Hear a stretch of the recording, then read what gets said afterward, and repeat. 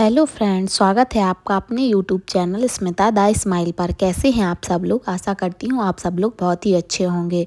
Computer series कल से start कर दी थी। सीरीज फर्स्ट कल हो गई थी, या सेकंड पार्ट है, तो बने रहिए और क्वेश्चन को एंजॉय करिए। नए नए और लेटेस्ट क्वेश्चन लेकर आए हैं जो परीक्षा में आने की पूर्ण संभावना है। तो इस तरीके के क्वेश्चन अगर आप बना लेंगे तो आपको डिटेल में पढ़ने की कोई ज़रूरत नहीं है। आप इन्हीं क्वेश्चन से अपना एग्ज़ाम क्वालिफाई कर लेंगे। तो बने रहिए क्लास में और फ्रेंड्स के साथ शेयर कर दीजिए। जो भी महिला पर्यवेक्षक का एग्ज़ाम देने वाले हैं या कोई भी अदर कॉम्पिटिटिव एग्ज़ाम देने वाले हों जिसमें कंप्यूटर आने वाला हो, तो सभी के लिए यह क्लास बहुत ही इम्पोर्टेंट मानी जाएगी और बहुत ही मोस्ट इम्पोर्टेंट क्वेश्चन इसमें दिए जा रहे हैं। तो आप एंजॉय करिए और क्वेश्चन बनाइए। कितने बन रहे हैं ये भी ज़रूर बताइएगा। आप कितने नंबर आपके बन रहे हैं और आपको सीरीज़ कैसी लगी है, और सीरीज़ को लाइक ज़रूर करिएगा, तभी पता चलेगा कि आपको मज़ा आ रहा है या नहीं। चलिए चलते हैं क्वेश्चन की ओर। तो आज के पार्ट में कुछ यूनिक क्वेश्चन लेकर आई हूँ जो कि आपके लिए बहुत ही महत्वपूर्ण है, और आप इन क्वेश्चन को अगर बना लेंगे तो 100% श्योरिटी है कि आप आगे की क्वेश्चन भी बना लेंगे। इस तरीके के क्वेश्चन आने की पूर्ण संभावना है एग्ज़ाम में, और ऐसे ही पैटर्न पर क्वेश्चन आएंगे। देखिएगा, आप लास्ट में ज़रूर बताइएगा कि ऐसे ही क्वेश्चन आए थे जैसे मैंने बताए हैं। चलिए बढ़ते हैं क्लास की ओर। क्वेश्चन 1, टपल क्या होता है? टपल क्या है? Table, option A table column, option B 2 dimensional table, option C a row of table, और option D a key of table. ठीक है, तो बताना है कि ये टपल क्या है। चलिए, तो सबसे पहले तो टपल की बात कर लेते हैं कि टपल कहलाता क्या है। MS एक्सेल में जो कॉलम होते हैं, जो कि ऐसे वर्टिकल साइज के होते हैं, जो वर्टिकल लाइंस होती हैं ना, कॉलम कहा जाता है। वर्टिकल लाइंस, और इन्हीं को एक सेकंड लैंग्वेज में एट्रीब्यूट यानी कॉलन,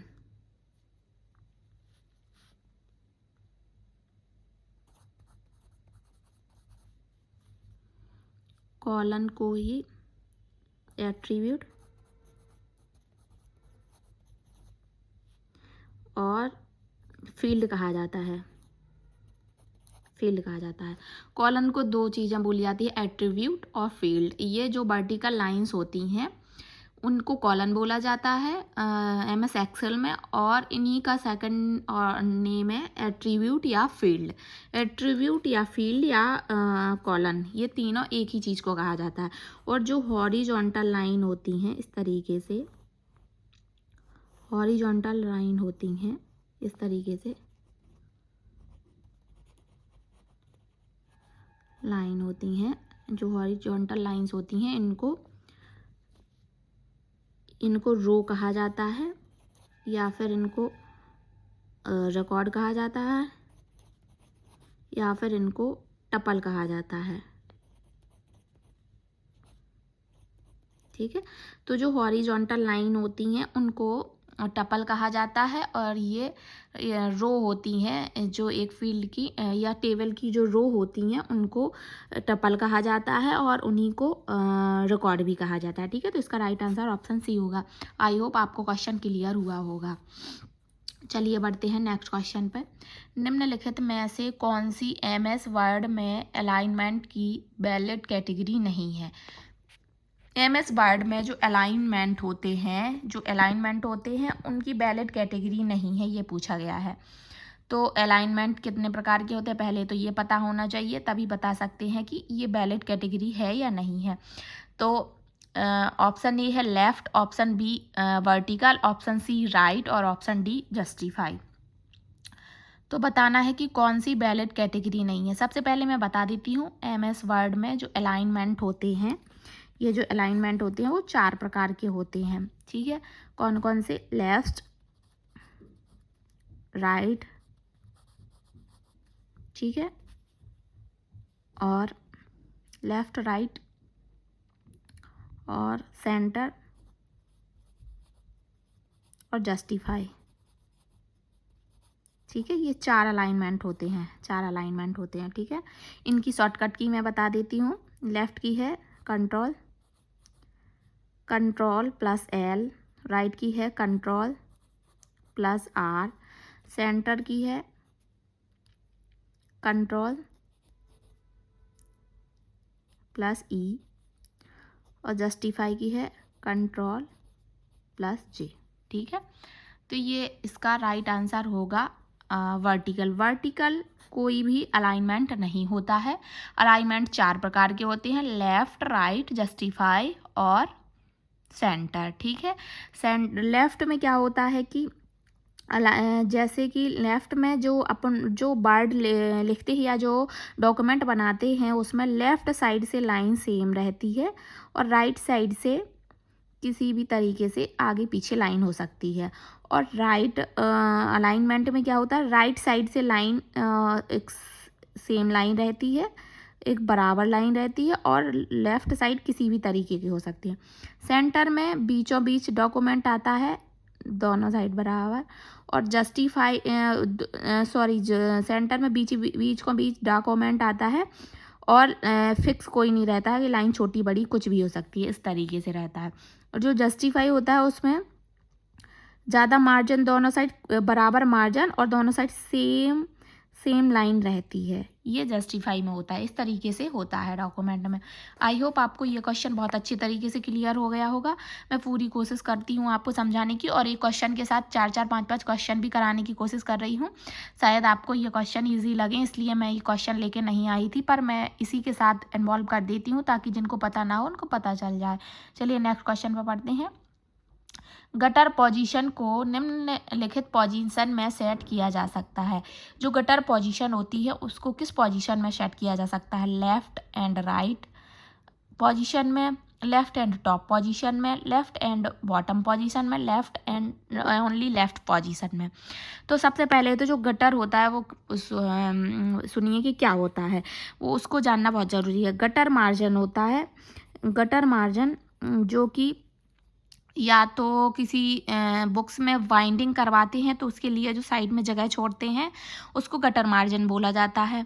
तो जब देखते हैं कि गटर मार्जिन या तो लेफ़्ट साइड छोड़ा जाता है या टॉप साइड।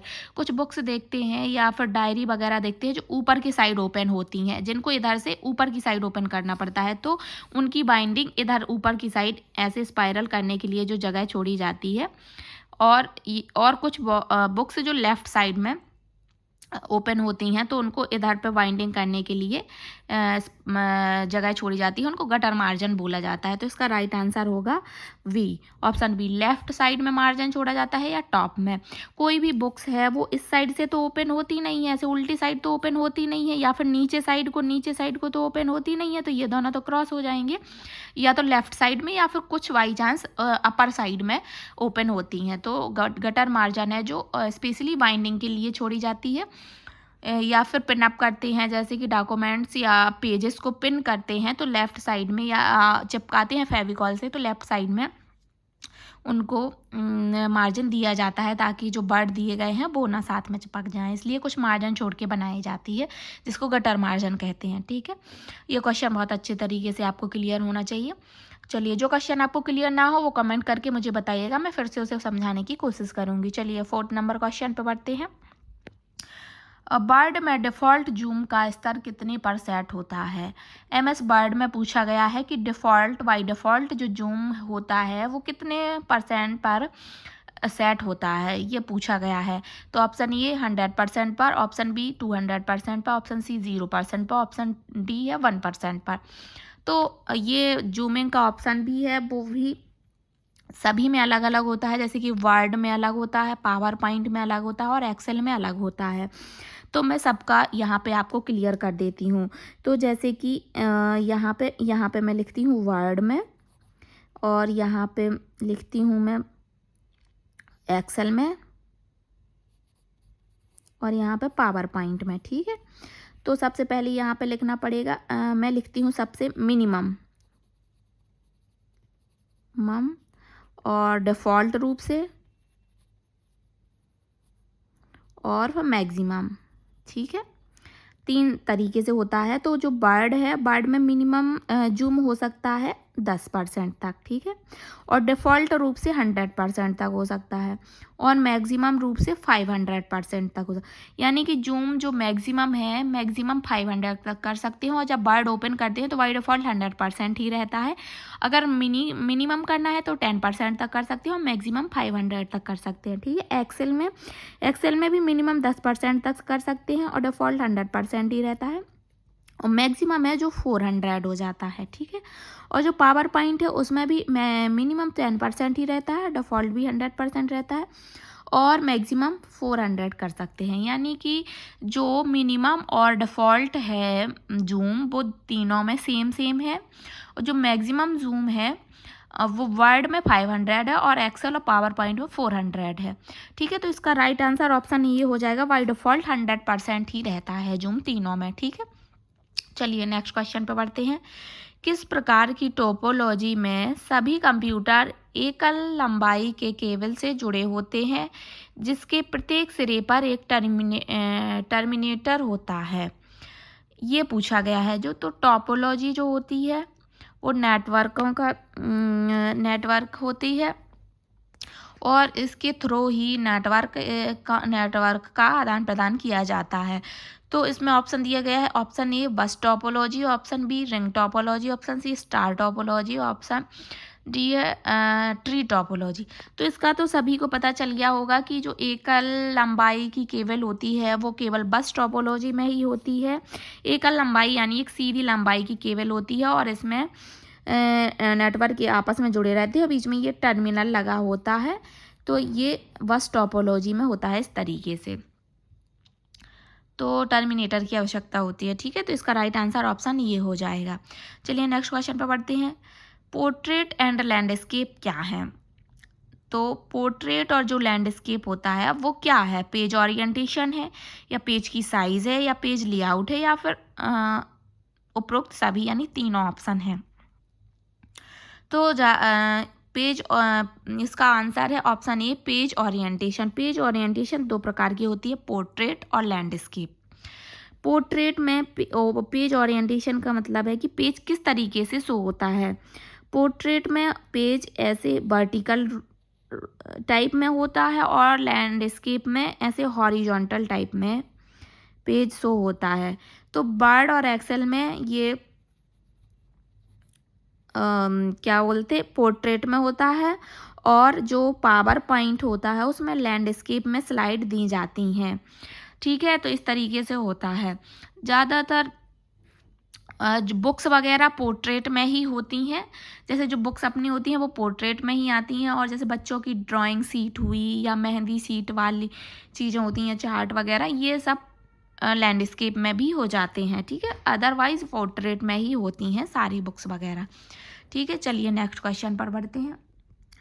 नेक्स्ट क्वेश्चन है, किस शॉर्टकट कुंजी का प्रयोग MS वर्ड में पूरे पेज की सामग्री के चयन के लिए किया जाता है?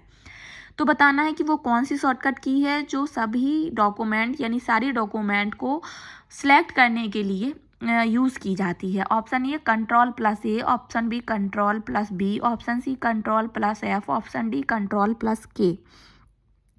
तो बताना है तो ऑल डॉक्यूमेंट सेलेक्ट करने के लिए Ctrl+A, option A right answer है इसका, और Ctrl+V बोल्ड करने के लिए है, Ctrl+F फाइंड के लिए है और Ctrl+K हाइपरलिंक के लिए है, ठीक है। ये इस चीज़ के लिए दी गई हैं शॉर्टकट की, ठीक है। हाइपरलिंक वो लिंक होती है जिसमें वर्ड से रिलेटेड जो डॉक्यूमेंट जो फाइंड की गई चीज़ है उससे रिलेटेड और कई सारे पेज लिंक कर दिए जाते हैं ताकि इस पेज पे नहीं जो आपको जानकारी चाहिए वो इस पेज पे ना मिले तो नेक्स्ट पेज जो उससे रिलेटेड है उस पर मिल जाए, तो इसको हाइपरलिंक कहा जाता है, जिसकी शॉर्टकट की Ctrl+K है।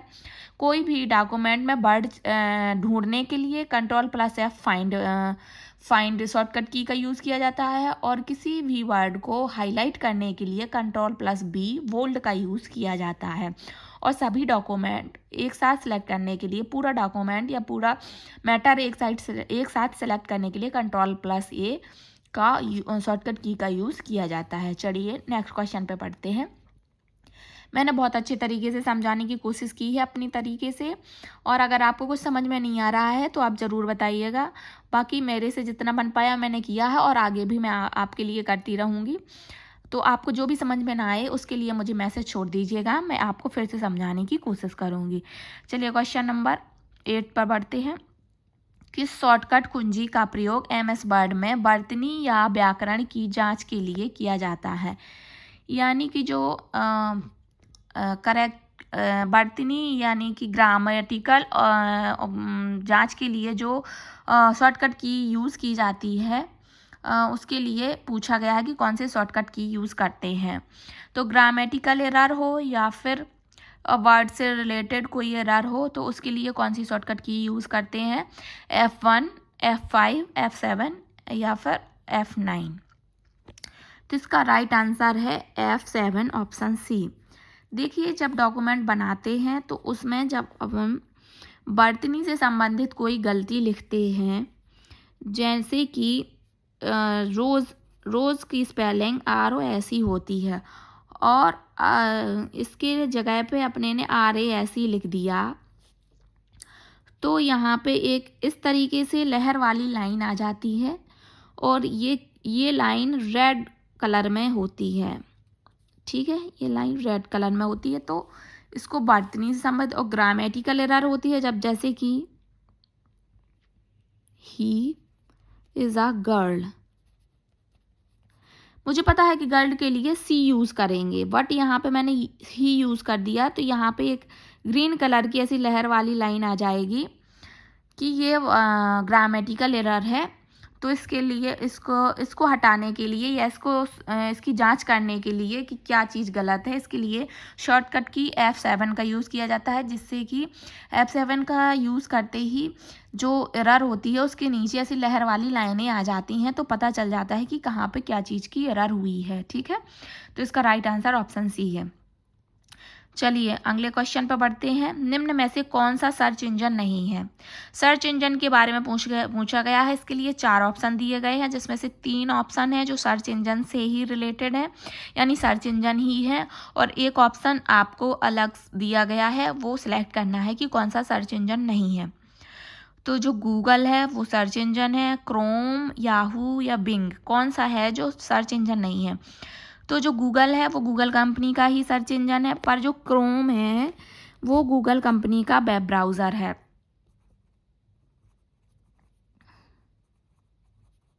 ये वेब ब्राउज़र है गूगल कंपनी का, ये सर्च इंजन नहीं है। याहू कंपनी का सर्च इंजन है, और बिंग भी सर्च इंजन है। ठीक है, तो इसका राइट आंसर ऑप्शन बी हो जाएगा। चलिए नेक्स्ट क्वेश्चन पर बढ़ते हैं। इंटरनेट न्यूज़ ग्रुप्स के संदर्भ में ब्लैंक दूसरों को आहत ना करने वाले संदेश बनाने के नियमों से संबंधित है। यानी कि जो न्यूज़ इंटरनेट पर जो न्यूज़ ग्रुप्स होते हैं वो दूसरों को कोई भी प्रॉब्लम क्रिएट ना करें, उसके लिए जो नियम बनाए जाते हैं उसको क्या कहते हैं? इंटरनेट पर जो नियम बनाए जाते हैं उसको क्या कहते हैं? Option A netiquette, option B telnet, option C net neutrality, option D web servers. तो इसका राइट आंसर हो जाएगा नेटिकेट। चलिए नेक्स्ट क्वेश्चन पर बढ़ते हैं। निम्न में से कौन सी इंटरनेट सेवा आपके ऑफिस के कंप्यूटर का घर में एक्सेस करने के लिए उपयुक्त है? सॉरी, मैं एक बार और क्वेश्चन पढ़ती हूँ, शायद क्वेश्चन सही तरीके से समझ में नहीं आया। निम्न में से कौन सी इंटरनेट सेवा आपके ऑफिस के कंप्यूटर का घर में से एक्सेस करने के लिए उपयुक्त है? जो ऑफिस के कंप्यूटर हैं और जो घर का कंप्यूटर है, जो घर के कंप्यूटर में एक्सेस दिया गया है वो ऑफिस के कंप्यूटर में यूज़ करने के लिए, या ऑफिस के कंप्यूटर का घर के कंप्यूटर में एक्सेस यूज़ करने के लिए सही इंटरनेट सेवा है। तो इसमें ऑप्शन ए है telnet, option B FTP, option C IRC, option D www. तो इसका राइट आंसर है टेलनेट। टेलनेट का यूज़ करके एक जगह बैठे दूसरे कंप्यूटर का एक्सेस यूज़ कर सकते हैं या एक्सेस ले सकते हैं। ठीक है, तो इसका राइट आंसर ऑप्शन ए हो जाएगा टेलनेट। चलिए ऑप्शन बी है जो FTP फाइल ट्रांसफ़र प्रोटोकॉल है एक, और ऑप्शन सी है जो IRC है, इंटरनेट रिले चैट है, और ऑप्शन डी है जो रहता है, वर्ल्ड वाइड वेब से रिलेटेड है। ठीक है, चलिए नेक्स्ट क्वेश्चन है 12 क्वेश्चन। IRC में आर का क्या अर्थ है? तो जैसे कि मैं पहले ऊपर क्वेश्चन में बता ही चुकी हूँ, IRC का मतलब होता है इंटरनेट रिले चैट। तो आर से रिले हो गया, तो इसका राइट आंसर हो जाएगा ऑप्शन बी। ठीक है, चलिए नेक्स्ट क्वेश्चन पे बढ़ते हैं, और नेक्स्ट और लास्ट क्वेश्चन है, माइक्रोवेव तरंगों की आवृत्ति होती है, जो माइक्रोवेव से जो तरंगें निकलती हैं उनकी आवृत्ति क्या होती है? 100 से 200 मेगाहर्ट्ज, 100 से 1000 मेगाहर्ट्ज, सॉरी गीगाहर्ट्ज, 100 मेगाहर्ट्ज से 1000 गीगाहर्ट्ज, और ऑप्शन सी है 300 मेगाहर्ट्ज से 300 गीगाहर्ट्ज, और ऑप्शन डी है 3000 से 20000 मेगाहर्ट्ज तक। तो बताइए माइक्रोवेव की जो तरंगों की आवृत्ति है वो क्या होती है? तो इसका राइट आंसर ऑप्शन सी है 300 मेगाहर्ट्ज से 300 गीगाहर्ट्ज। ठीक है, तो आज की क्लास को यहीं पर एंड करते हैं। आई होप आपको क्वेश्चन पसंद आए होंगे और आपने क्वेश्चन बहुत अच्छे तरीके से बना पाए होंगे। तो बताइए आपने कितने क्वेश्चन 13 में कितने क्वेश्चन बना पाए हैं सही तरीके से, और कौन सा क्वेश्चन आपको नहीं आया है वो भी बताइए। जो समझ में ना आया हो वो भी मुझे बताइए। ऐसे ही और भी इंटरेस्टिंग क्वेश्चन मैं लेके आती रहूँगी जो आपकी तैयारी में और भी बेहतरीन बनाएंगे और आपकी तैयारी को और आगे तक ले जाएंगे, ताकि आप अपनी एक जगह फिक्स कर पाएँ। जो भी जगह आई हों उनमें अपनी एक जगह फिक्स कर पाएँ। ऐसे ही सीरीज मैं लाती रहूँगी और आपको देती रहूँगी। आप भी अपने फ्रेंड्स एंड फैमिली के साथ शेयर करिए और बताइए कि आपको वीडियो कैसे लगा है, ताकि कोई भी इस लाभ से वंचित ना रह पाए। Thank you.